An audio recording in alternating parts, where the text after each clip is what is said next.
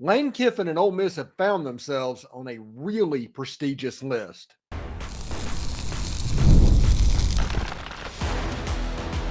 You are Locked On Ole Miss, your daily podcast on the Ole Miss Rebels. Part of the Locked On Podcast Network, your team every day.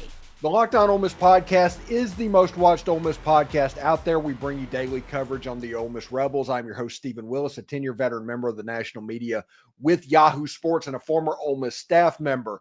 On today's show, we dive into ESPN naming Lane Kiffin as a wild card candidate to win his first national championship next. This is after Ryan Day picked up a victory in January.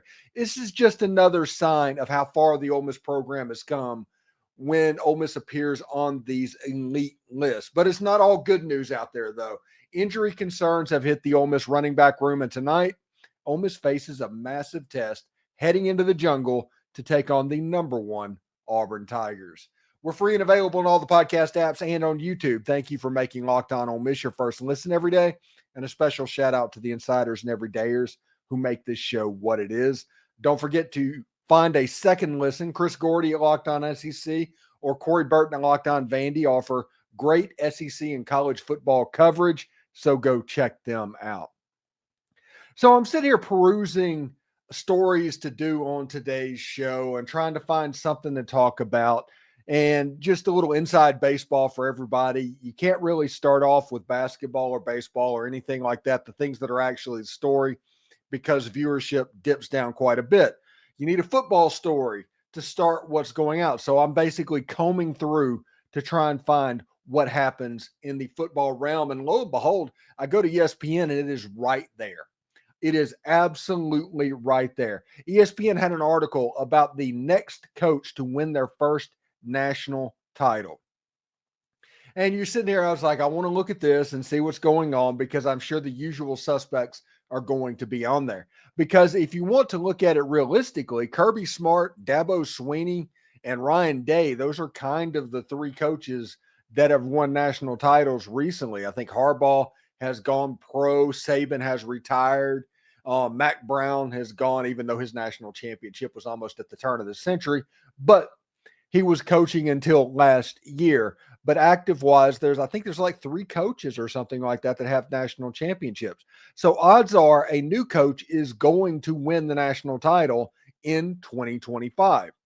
And ESPN put out an article, which coach is most likely to do that? And starting off, he put the contenders out there, the ones that are really close, the ones that have been in the playoffs recently is kind of the stature for this. Steve Sarkisian, which if he calls toss plays on the 1 yard line too much longer, he's not going to be on this list. Dan Lanning, Marcus Freeman, James Franklin, and Kalen DeBoer. Ironically, in this situation, if these were the ones that are closest to doing it, 4 out of the 5 teams are going to have new quarterbacks in 2025, and the other one probably should have a new quarterback if we're going to be realistic. One of the funniest things in my comments, you can just look in the comments from time to time, random Penn State fans coming on and blaming every single one of their receivers over Drew Aller. When all the receivers are the problem, when you recruit well everywhere else, and all of a sudden every single receiver is a problem, you might want to start looking at Drew Aller on that situation as well. But Steve Sarkisian, Dan Lanning, Marcus Freeman, Kalen DeBoer, and James Franklin are the 5 coaches that are the favorites to win their first national championship next. And then you hit the wild card list. And this is interesting to me. And this is part of the list that Lane Kiffin shows up on. It says why he's worth watching. Kiffin always generates more buzz than most coaches, but he has earned the attention of late by making Ole Miss into a considerably relevant program in the SEC. Ole Miss have won 10 or more games in consecutive seasons for the first time since 59 and 60. Those are pretty heady numbers for anybody that follows Ole Miss sports. And they are enjoying their best stretch of national relevance and success since posting 5 straight AP Top 5 finishes under Coach John Vaught from 59 to 63. Ole Miss might have had the most complete team in 2024, but missed the college football playoffs following a late season loss at Florida. The Kentucky game was more the problem than the Florida game. Kiffin is undeniably getting closer to the college football playoff stage, though, as he has supplemented elite play calling ability with a more refined program leadership. He has more signature wins in recent years, including a November blowout win against the Georgia Bulldogs. Ole Miss continues to commit resources to top portal players and signed ESPN's number 14 recruiting class. This is all important stuff. I think Ole Miss plays on that Monday night for a national championship if it wasn't for their over-reliance on analytics. And that's one of the reasons I close the show out in every show. I blame analytics for Ole Miss not making the playoff. You can talk about the running backs. You can talk about all the positional stuff that went wrong, but the fact of this matters. If Ole Miss just took points, just played straight 100 football like Matt Luke honestly would have done, that super conservative brand inside the red zone, Ole Miss was probably 12-0 at the end of the regular season, even without a running game, even without all of the problems that they might have had. They had probably the best roster in the entire Southeastern Conference. I think an over-reliance on analytics did Ole Miss in, because in 2021, it worked from time to time. In 2022, it worked from time to time. And because of that, you get extra confidence in what's going on. And what is actually analytics, I do not believe that, because there's many times that Ole Miss went forward on like a 4th and 6 from their 30-yard line. No analytics are going to say go for that. But using analytics to play aggressively, overly aggressive, when you have a defense as good as Ole Miss's defense, was a problematic thing in 2024. So if Lane Kiffin kind of solves that, just plays a little bit more conservative with the defense that's likely going to be had with Pete Golding on the backside of that defense, and with that offense that's undoubtedly going to be good. I'm getting people texting me all the time asking for quotes and things about Austin Simmons as a breakout potential quarterback of the season. You have Logan Diggs going to go through his first full year. He played in the Gator Bowl, looked pretty good, flashed as well. You got Keon Lacy, who the staff absolutely loves. You got Shekai Mills Knight, who has a chance to be good, and Jordan Simmons. And there's Trey Hall. A little bit of an injury bug hit Trey Hall. We'll talk about that in the next segment as well. The point is, you're going to look at returning production. And like Bill Connolly put out the returning production for everybody. And Ole Miss had the 16th returning production in the SEC. 15th was Texas. 15th was Georgia. 14th was Texas. And you just look, there's all the teams that are supposed to be really good have low returning production, and all the teams that are supposed to be bad to mid, they have a lot of good returning production. So we'll see exactly how that goes. But how Lane Kiffin adjusts after what happened in 2024. Don't view 2024 as a true failure. View it at this point like a learning experience. You've already gone through the woods of everybody doing autopsies on the season. Do 2024 as a learning experience and a way to call the game. The experience that happens in football coaches as they mature, do that, take advantage of that. And as it happens, you're going to have more games like the Georgia game than the Kentucky game. The Ole Miss roster is way too talented for it to happen over and over and over again. You have to kind of look in the mirror there. So that analytic thing is why ESPN doesn't have Lane Kiffin at the top of that list. If Lane Kiffin can clean up this stuff and do what needs to happen in the course of the game, let the talent win the ball game, let the football team play as a favorite and understand how to play as a favorite. You do not have to attack every game like an underdog. If that happens, Lane Kiffin has a chance to surprise in 2025. Other coaches that are on the list in the wild card rank, you got Brian Kelly that's on that list of LSU. You've got Josh Heupel on that list, and Sharon Moore and Kenny Dillingham. Mario Cristobal, that is the wild card section of this. Now, the slipping away that's about to fall off this list is Lincoln Riley, Norvell and Luke Fickell, which is interesting. Really good coach that were kind of the buzz coaches 4 years ago, not necessarily there now. Interesting stuff. But Ole Miss and Lane Kiffin being named as a wild card potential to win their first national championship next. It's pretty awesome. So we'll see exactly how that goes for the Rebels. You know, Ole Miss running back Trey Hall could be sidelined for an extended period with a significant Achilles injury. So what does this mean for the Rebel running back room moving forward? Tune in to see how they'll respond. Attention, Locked On Ole Miss fans. The future of college sports is here, and it's transparent. Before the Roy app, NIL negotiations often happened under the table, and fans didn't have a clear way to directly support the athletes they love. Now with Roy, you can get to be a part of the change and support Ole Miss athletes in the most transparent way possible. Roy, the NIL app, allows you to choose the player you want to support, decide how much you want to contribute, and you can receive exclusive content from the athletes getting you back. The best part, if the player transfers, you get money back. It is a risk-free way to show your support. The Roy app is giving fans control. No more uncertainty, and now you can provide a transparent and impactful support to help shape the team and the future of college sports with your contributions. So download the Roy app now from the App Store and start backing Ole Miss athletes in the way they deserve, with transparency, trust, and real impact.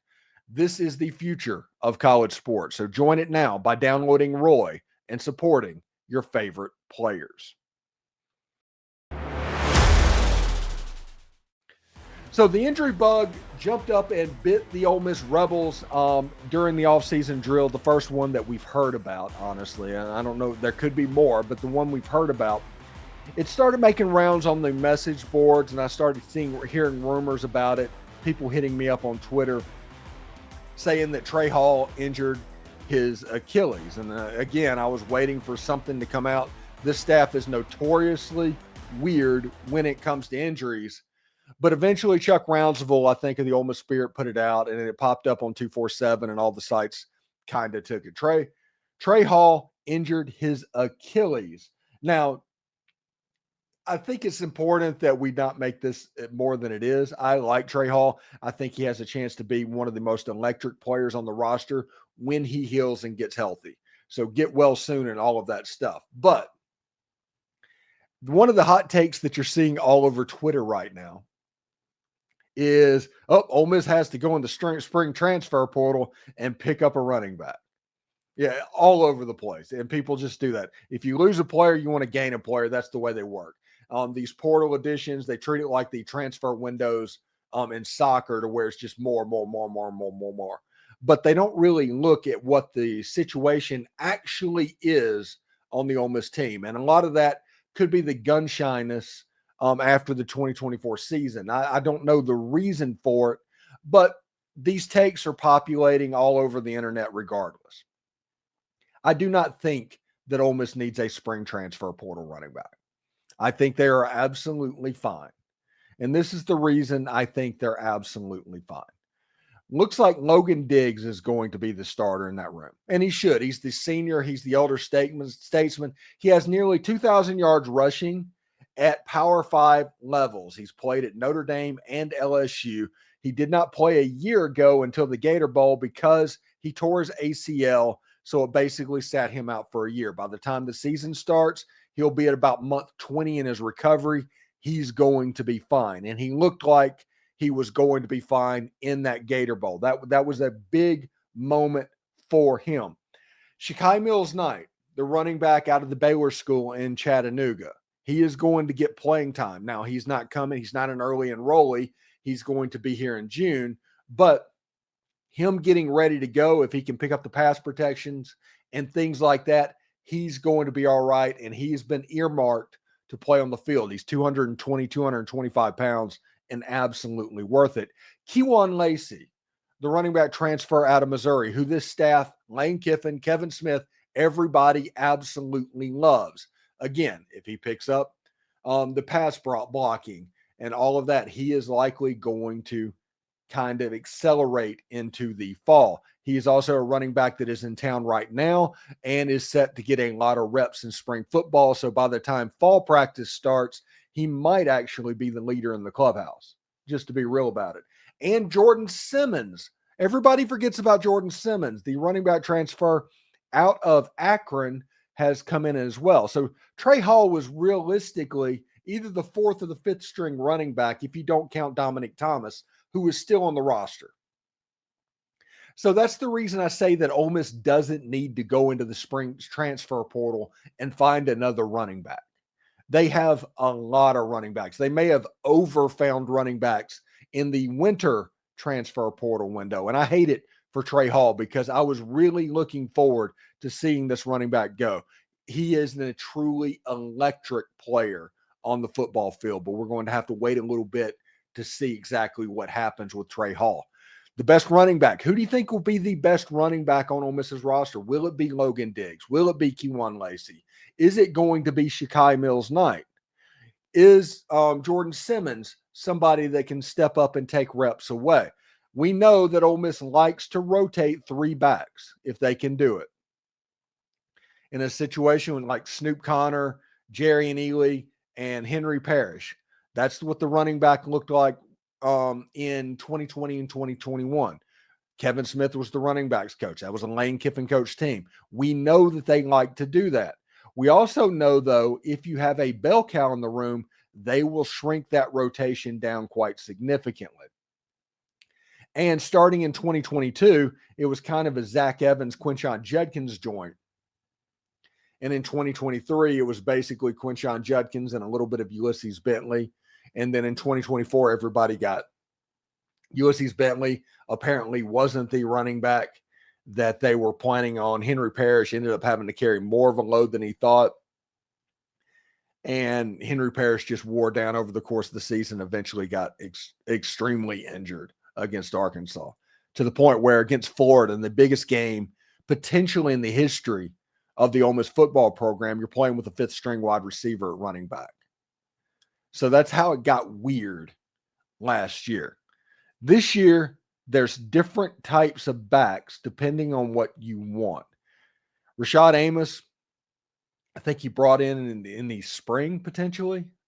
He was a later back. The Ole Miss started stockpiling after Quinshon Judkins last year, transferred to Ohio State, almost in a panic mode. And it looks like they missed on evaluations on just about everybody at the running back position. So this season, you kind of want to give them the benefit of the doubt for these running backs because Logan Diggs is going to be finally healthy, and they love Keon Lacy. There's multiple years of that. And Shekai Mills Knight is going to be an absolute star, in my opinion. Are those three good enough to where you don't have to worry? And I do not think you need a spring transfer portal back. You don't. It just takes up a roster spot. The SEC is still at 85. It's not a situation to where you can sign 105 players. They still have walk-ons, really. So we'll see how it goes. In the age of rev share and things like that, things are a little bit different. Trey Hall, like I said, an electric running back. He's out of Warren Central in Vicksburg. And he's a really, really good player. My mother is actually out in Vicksburg, that area. So I've heard a little bit about Trey throughout his development. So because they randomly talk high school football, and that's pretty cool to have a mom that talks random high school football about a school that their kids didn't go to and those kids are left to attend. So it's pretty awesome indeed. So in our final segment, Ole Miss is heading to Auburn to face the Auburn Tigers. And with the pressure mounting on Auburn, can they weather the storm, or will the Rebels be able to seize the moment? They've got a big game down in the jungle with top-ranked Auburn. Stay tuned for our in-depth breakdown. You know, life moves fast, especially when you have a family. One day you're watching your kids take their first step, and before you know it, they're off to college. That's why securing their future is so important. Fabric by Gerber Life makes it simple to get term life insurance that fits your family's needs. With Fabric, you can apply for term life insurance online right from your couch. You could be covered in under 10 minutes. And in many cases, no health exam is even required. Affordable coverage. You can get $1 million in coverage for less than $1 a day. So protecting your loved ones does not have to be a bank-breaking situation. So beyond life insurance, Fabric also offers free digital wills and access to investment accounts to help you plan for your children's future.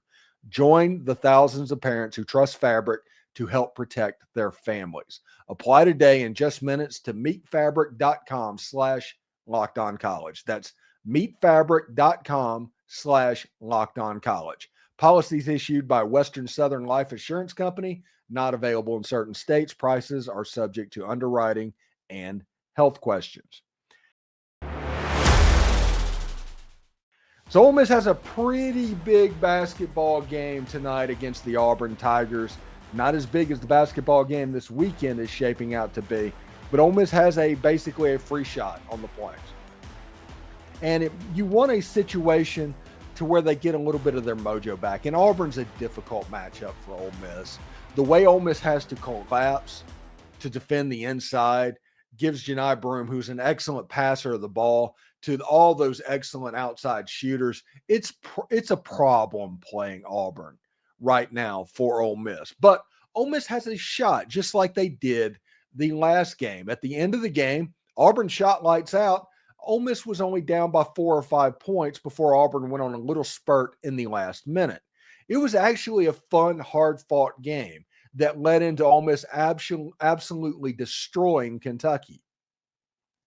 But Ole Miss needs to get a little bit of mojo back in this game. They do not need to go to the Neville Arena in the jungle and get blown out. They do not need a repeat of what happened at Vanderbilt on Saturday to where you're down by 19 in the first half. Because if that happens against Auburn, you're not coming back against them. Auburn is the best team in the country, the best team in the best conference of all time. That is what Auburn is, and that is what Ole Miss faces. You're going to face a situation with likely an injured Matt Murrell, who's been injured for a while, but against Vanderbilt was the first sign that he just couldn't go. You're in that situation. You were dealing with that. Earlier in the season, Matt Murrell was able to match up with the best player of the other team because of how athletic he is. Against Vanderbilt, he was unable to do that. Ole Miss ultimately ended up losing that game. So you're looking at it. These are the keys of this ball game. I think Ole Miss playing well needs to be the objective in this game with Oklahoma coming in Saturday. You need to try and do a repeat of what you did in January, early February, to where you were competitive against Auburn, you were playing hard, all of that was going down, and then against Kentucky, you just throttled them right after that game. I think that needs to be a similar formula. You need to do the free shot thing against Auburn, go in there and play them. If you play really well, you can play a close game, and Ole Miss plays defense enough to where they can jump up and bite you. If Auburn has a bad shooting night, you can be in that game. And Auburn hasn't played as well at home this season as they have in the past. Here's the problem. Ole Miss needs to be competitive on the boards against Auburn. And with the two bigs that Auburn has, an offensive rebounding case, sometimes rebounding can be an issue. And with Ole Miss switching on defenders the way they do over and over again, you're going to have Johni Broome against Juju Murray on a rebound. And that is a situation that nobody wants, but you're going to run into during the game. I think the two players in this game that are the catalysts for what this team can do and how far they can go is Dre Davis and Matt Murrell.